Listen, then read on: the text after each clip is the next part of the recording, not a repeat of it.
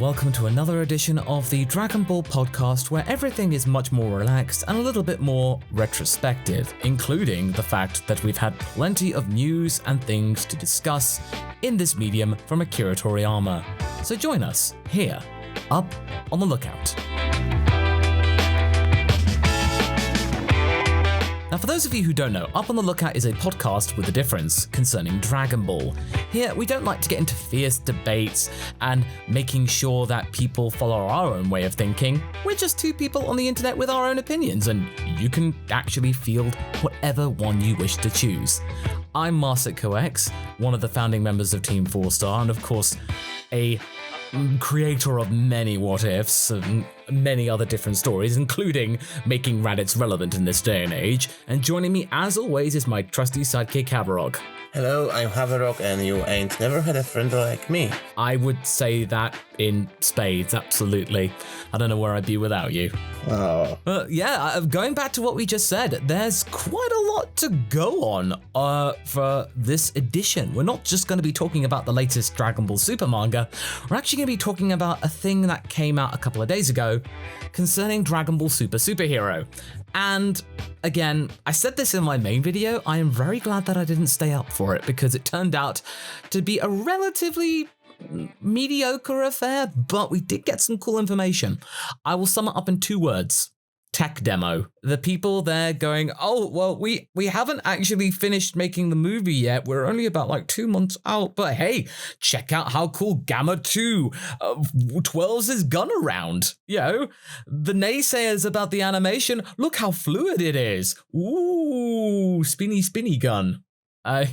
They were trying very hard to impress people with the animation. But we did get a couple of things going, and I think based on these little bits of information and visuals that we got, I think I can piece together a basic plot.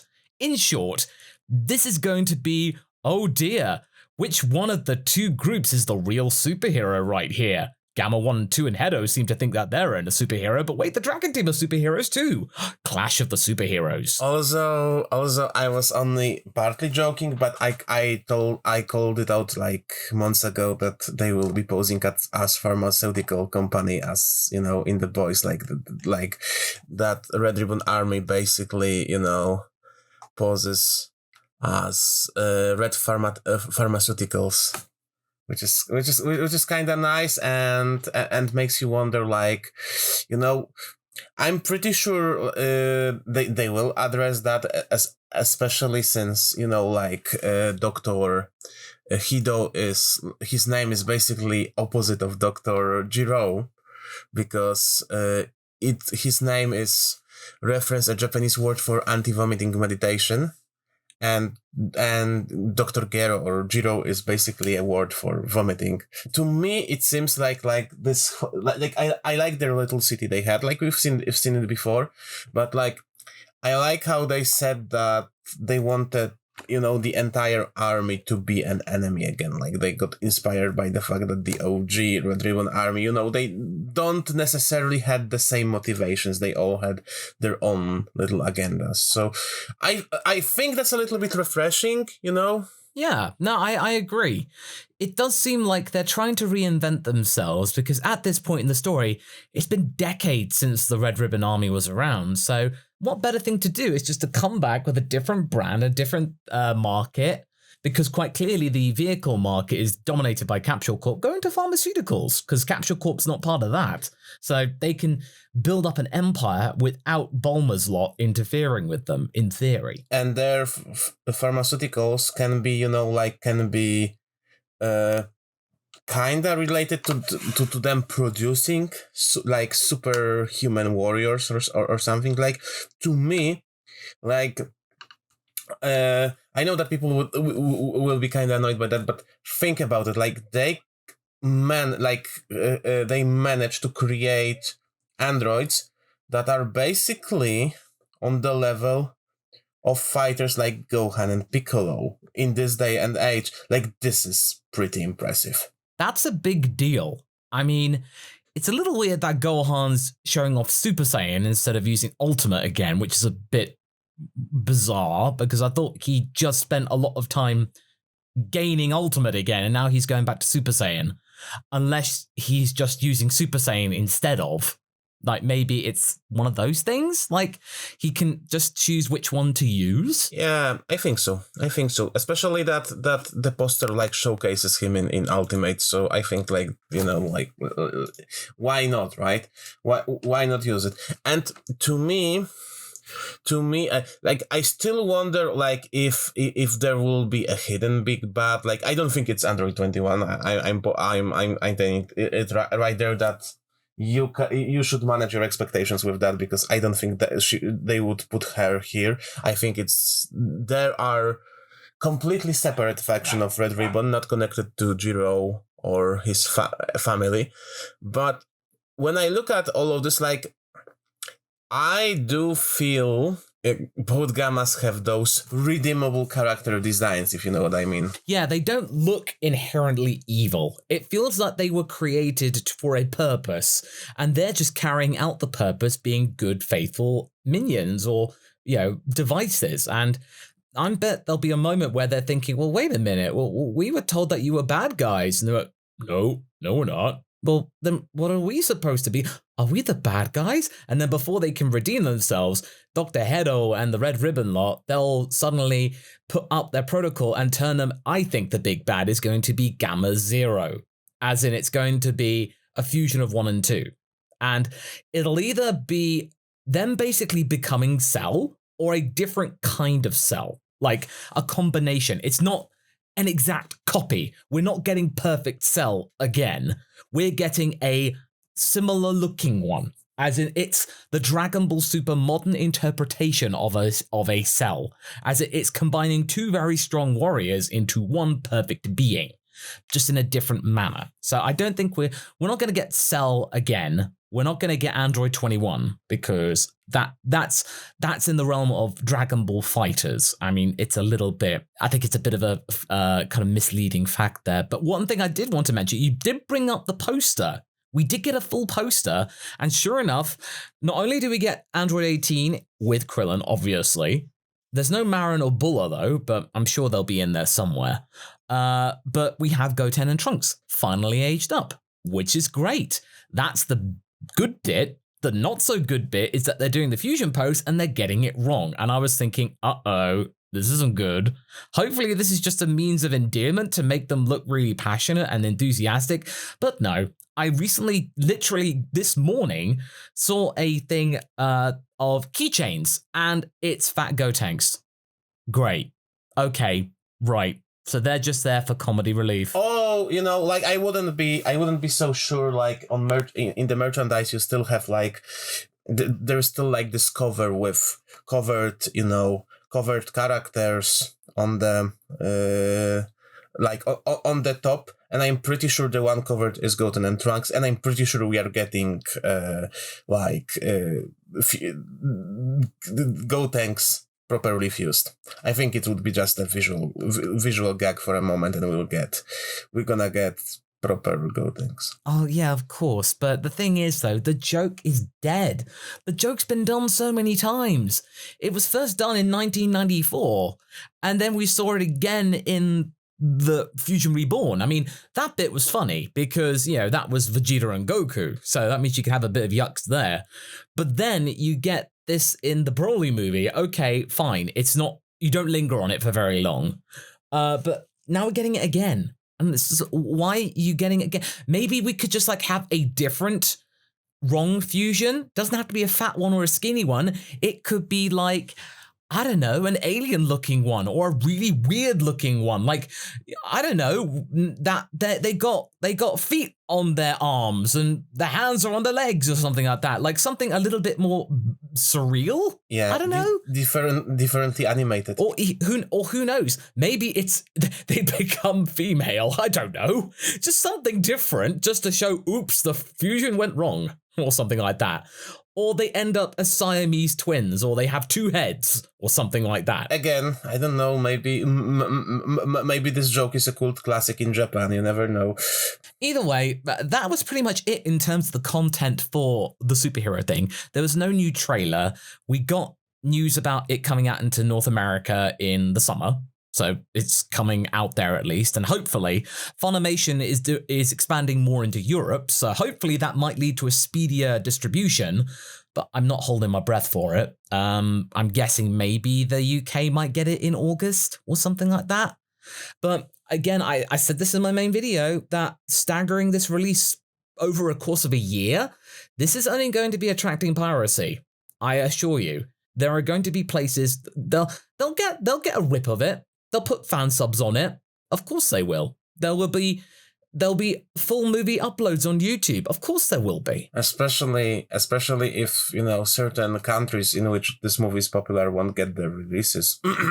I know you're hinting to yourself there, but hey, that just means that you just have to come over here. It wasn't too bad. It was a decent amount of information, but it wasn't a brand new trailer, and I saw a lot of people getting very bored with the fact that it was mostly talking. I found it personally fascinating about the intricacies, but I can imagine that some people might not have been entertained by that. I mean, I still think like the one goal they managed to do is, warming up the people to the animation style, because I think it's okay. I think it's not Broly, but like it's not. What we saw, it's not insulting. Oh, no. It's definitely solid. And there are moments in there because they are using 2D elements in there mixed in with the 3D. And this is probably something they've never really done before in this capacity. And this is taking a very long time. This kind of tells me this is probably not what we're going to get for a series, because this is probably a little bit too time consuming for a series. But it's a technical experiment. Toei want to give it a try. And so far, it's not a failure.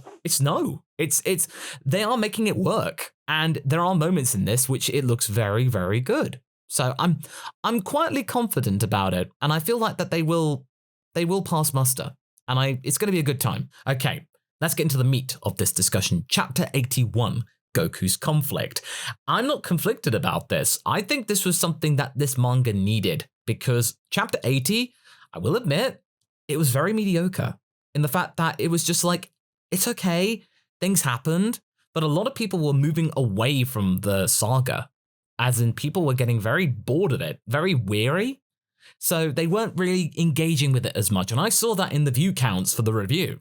And I'm not being like a typical YouTuber, oh no, my channel is dying. No, it was just an observation. Other people who were reviewing it, their view figures were down for it because people weren't interested in it anymore. And I can see why. I've actually got a discussion coming about in the next couple of weeks concerning this, but it's from chapter 80, because chapter 81, this got things a little bit more interesting and a lot more intriguing. And the best thing about this is that Goku is actually really behaving incredibly well as a team member. He's actually playing a big role in making sure the overall team survives. It's all about a universal game of cat and mouse. Goku still gets to fight gods, but I'm glad, like, when I saw Monaito helping Granolah, I'm like, oh, he's not stealing that one. He's not stealing that one. Like, the best course of action would be to three of them, like, get a group defeat. Like, come on, Toyotaro and Toriyama, we like group wins. If Granolah can be the sole winner, then I give Goku, Vegeta, and Granolah like a combo on gas, like make them team up. I think the plan that I reckon from this chapter is that Goku is just going to be going around the universe, making Gas get more and more angry, chase him around, buy Vegeta, Granolah, Monaito some time, because Monaito can heal, and my bet is that he will sacrifice himself. And he'll be like, oh, this is too slow. I've got to use all my remaining life essence to heal you right now. And it's so good, it actually recovers Granolah's eyes. Because, you know, again, we'll talk about that in a second, because that was unnecessarily gruesome, but okay, definitely got people interested. But again, this is going to be the moment where Monaito really has to step up and do one last thing for Planet Cereal and ensure that the Dragon Balls are never used for this kind of stuff again. So there'll be that moment where Granolah is fully recovered at the cost of Monaito's life, and Vegeta probably has enough energy to at least help, not be the main front guy, because he's obviously given all of his energy. There'll be a way that the two of them can then take down the rest of the Heaters. Not necessarily kill them, but just enough to subdue them. Like, you could just knock Oil and Maki out. Elec, they'll probably kill. If Gas is not taken out somewhere else, they'll come back. He'll find out Elec's dead. He'll go berserk, and then he'll go completely out of control. If Goku could find Jaco, he's going to find Broly. He's going to go to Broly, include him in the manga for the first time. It just makes perfect sense. Just take him where you actually can get some help. Or to Beerus. Or Beerus, yes. But the thing is, though, I just get the feeling that Beerus will just, like, tell him to go away. You know, he'll just be at that moment where he'll just say, Goku, don't bring your mess to me. Or he will whack them both. Like, there will be a gag, like, with him whacking. Yeah, he'll just whack them both on the head and tell them to get lost. Yeah. So it's like, I told you to get lost. that'll be a cool gag moment where they're both kind of told. Then Goku's like, oh, okay, I know, and then they go to Vampa. It would be funny if he took him to Vampa, later to Mirus, like, you know, through all of the like essentially showing Gas that there is a lot of strong guys in the universe still. Yeah, and if they all work together, they could easily take him down. So yeah.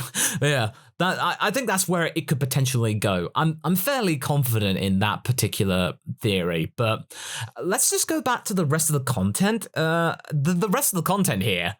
I mean, first of all, the train, of course, that is totally Spider-Man. Yeah, that is totally it. And I bet that came from the trailers, because that train battle was in the trailers. And then obviously Toyotaro saw the movie because he's a big Marvel nut. It's definitely very cool. And you can tell, he's totally got it from that. He totally has. Because trains in the sky, I mean, it's a pared down version. There's no like tricky like visual optical illusions or anything like that. But, you know, it's two trains in the sky. Come on. And Goku seems to like do the whole thing where he's at the front, like in Spider-Man 2. So he's doing that whole thing.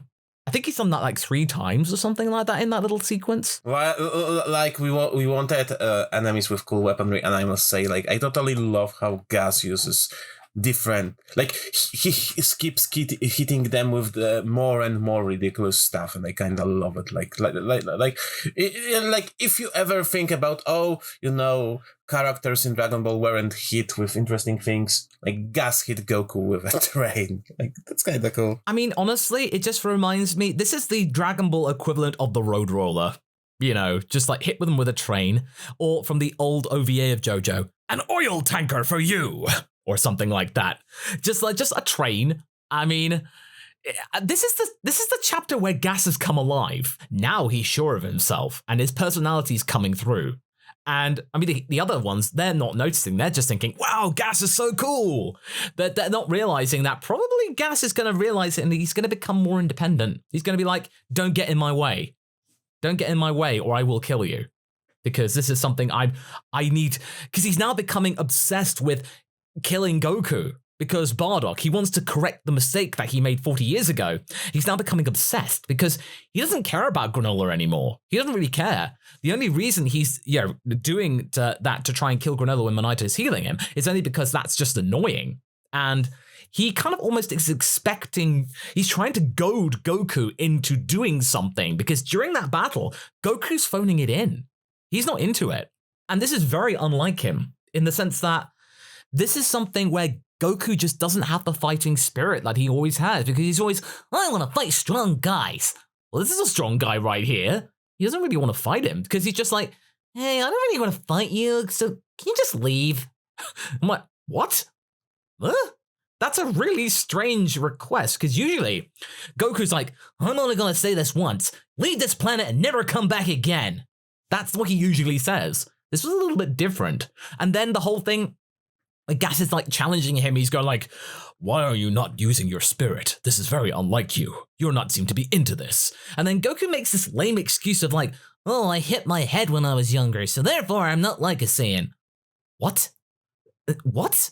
Didn't you find that weird, Hav? That Goku's making up these kind of feeble excuses as to why he's not into it? I think he kinda, to me, understood that this might be Granolah's fight, and like he got really excited when he saw that Granolah is still, you know, alive and kicking. Like, I feel that he learned what Vegeta was trying to show Granolah and to show to him, that that Goku finally realized that this isn't his fight. After another snafu with Moro, he tries to be, more responsible. Like I feel like he still has some Moro flashbacks pretty fresh in his mind, and he sees that, and he kind of feels that Granolah might be Granolah needs that fight to develop further. Yeah, and that's why he came up with that plan to buy them time. So that means, Monaito could heal him, because the rest of the heaters don't seem to be all that strong. We don't know how strong they would be without the necklaces. I don't think Oil and Marky would do that, because they probably haven't had the power buff. They don't know whether it's a last resort tactic or something like that. Or maybe Elec doesn't have it because he then relies on other people to do things for him. That would be a nice twist. He'd be powerless without his family or everything like that. He's just hiding behind his blaster. Because this is something I need to go, Granolah? All the stuff that happened to him, he really didn't deserve that. I mean, I'm like, sure, Granolah really rubbed me up the wrong way for a long time, but I'm like, to have your arms broken and then your eyes blasted out? Ooh, ow. You're not going to see that in the anime. You might see his arms broken, maybe, but framed differently. He will be blinded like Gohan was in the introduction match against Lavenda. Or maybe Gas will use his gravity powers or something to keep his eyes shut. Or something like that. Like he can somehow concentrate his gravitational powers to force Granolah to be blind without actually blinding him. And then Elec just blasts him in the back. It just shows that Granolah is, wow, okay. That was a little stark. Pretty heavy. And hence that's what will make this chapter quite memorable. Not only for the Marvel allusions, but also the fact that Granolah got massively beaten down. And I don't know what happened with Oatmeal, why he's not got Oatmeal on his head anymore. I'm not quite sure about that, but I'm sure that there'll be a moment where Vegeta throws Oatmeal to Granolah and go, here, you need this. And then, Oatmeal is there to help his buddy. Like, okay, I'll tell you where to go. I'll tell you where to hit. It'll be like that thing in Matrix Revolutions where eventually Granolah can use his new techniques to somehow see without seeing. Or something like that. Use the Force. Oh boy, is he becoming Daredevil now? Oh yeah, is he? Oh, another Marvel pastiche? Yeah. Can you imagine that? Granolah is just basically Daredevil? Yeah. Oh wow. It's not out of the realms of impossibility. It's definitely plausible. Based on what Toyotaro likes. We're just seeing a Marvel smorgasbord in a way here. Just like little nods to the Marvel movies. I mean, it's kind of crazy, but a lot of people will just they'll get the references, certainly. But yeah, I can definitely say that Toyotaro is improving in what he's willing to give it a go. Like he's coming up with all these different techniques. He's coming up with this framing. I wish he would then push the boat out and expand out of the blocks and out of the squares, out of the realms of the actual panel. But he's improving. He's actually being a bit more daring. And this is by leagues much better than what we get in Super Dragon Ball Heroes, where that is incredibly formulaic to Dragon Ball. This is actually trying to do something different. And yeah, I mean, it's getting a little bit confusing about what Elec is doing and what his wish was. What was into the wish as well, or something he asked for, the errand that he had. I mean, I heard one theory that Elec also wished for Goku's fighting spirit to be removed. I mean, it's a little bit strange, a little bit specific. If they made it a lasting consequence, but we've been burned before. Like to me, it's not like this, but like. I still hope that Elec's wish is going to bite everyone in the butt at the end, like maybe factor into next saga or something, But one more thing I wanted to say, I kind of love that little gag with Jacko. Jacko is just doing groceries. He's just there. He's just minding his own business, and I think he was just he was doing his groceries. He was trying to help, and he was fixing a light bulb, and then suddenly, bam. Yeah, he goes in, and good thing that Gas didn't just destroy everybody else, so he's at least got some kind of control. But I mean, yeah, that marketplace. Yeah, it was kind of funny that it went from a light bulb to then that entire marketplace completely devastated. Yeah, like, oh, hey, Jacko, look, it's a guy who's stronger than Moro was. Bye. Also, speaking of the vendor guy that Jacko helps, he kind of looks like Topo's species, which may be our confirmation that they are in Universe 7. Did you notice that? Like, he kind of looks like one of the Topos. Yeah, that's kind of interesting, like an older version of it. And there's also like a bee in the background and frog things, and then some fox things, and then like a boo-like entity, or like a kind of a fishy type thing. It's like a place where there's like very different species and whatnot. It's curious. I mean, I'd like to know, but that's a really good observation. I hadn't really thought of that. And this one actually has hair, so again, a bit of a variation on that. But yeah, it's cool. It sort of reminds me of when Goku transmits to King Kai's. Just like, oh, you were the closest one that I could find in terms of energy. We don't see where they go. So that could easily be addressed right at the beginning of chapter 82. Yeah, that should that should be something meaningful, I feel. Like, it would be a little bit of a drag if it was like a random plant. It's, it has to be either Broly or Beerus. Yeah, exactly. And Elec seems genuinely like, oh, okay, I don't know what to do now. My prized asset's gone. Like, what did Goku do? What did Goku do? Did he destroy him or did he sacrifice himself? He has no clue. So he has no information as to where. And Elec without information is a very dangerous thing indeed.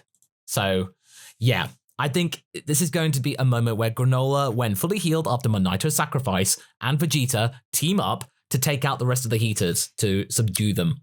So I think that's how it's going to end. At least until that Gas finds his way back and then tries to get revenge. And then it's a team attack. Possibly Vegeta resorting to Force Spirit Fission to somehow get his energy back. Like, tap into Gas's power by just trying to get hits on him. I mean, there's one more place where he can be taking him, and he can take him to Frieza. Oh, well, yeah, of course, I did consider that briefly, but I wasn't too sure. Like, Frieza comes in and goes, oh, Goku, who's this little friend of yours? Do you want me to kill him? Because I really want to kill you as well, but I don't mind people who are friends with Goku, and all that kind of stuff. Yeah, that could be a way to bring Frieza in. Yeah, and Frieza explains to Gas, like, we are in different kind of relationship, me and Goku. Now we can kill other people. We are allow ourselves to kill other people from time to time. We're not mutually exclusive. Yes.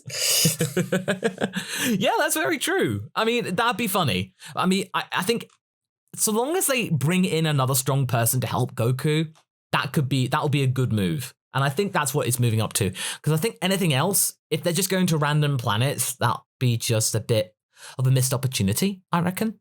But yeah, to summarize, this chapter was a good shot in the arm for people. Or shot in an eye. But it was definitely needed to get more interest in the manga again. And I think now that we're probably a couple of chapters away from the end, I think the interest will pick up again. And I think we'll be able to review the saga a little bit more properly going forward. But yeah. That concludes our review of Chapter 81 and our superhero thoughts. Thank you so much for joining me. Thank you. Before the Gohan and Trunks sudden growing up saga. Oh yeah, or Goten. Which it may happen. We give them hard time, but Goku was 13 in original Dragon Ball. So, yeah. I know. So maybe we'll see like a mini saga of them suddenly growing up. And also the fact that Goten now looks just like Teen Gohan, as in Gohan Cell game. So okay, he's now not just copying his father, he's now copying his brother. Okay. Oh well. But if you enjoyed this podcast and our thoughts, do follow us on your podcasting platform of choice, and we hope that you're staying safe out there, and to see you again very soon for a future edition of Up on the Lookout. Ta-ra!